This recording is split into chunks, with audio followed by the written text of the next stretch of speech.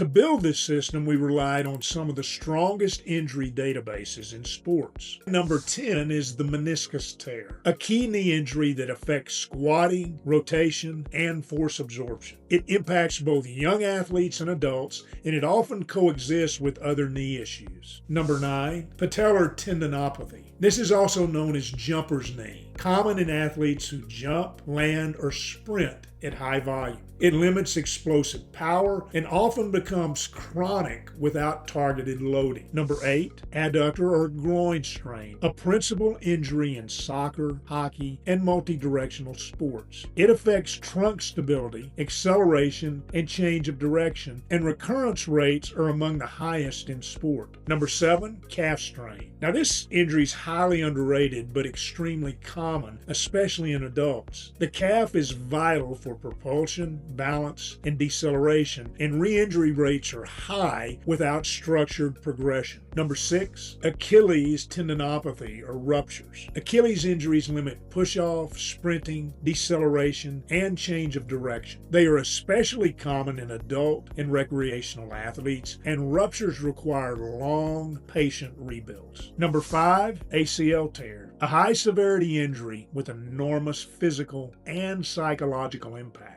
ACL tears often involve additional tissue damage, long rehab timelines, and major confidence barriers. Number 4, sport-related concussion. Now, concussions affect far more than symptoms. They influence reaction time, vision, cognitive processing, emotional stability, and balance. Number 3, lateral ankle sprains.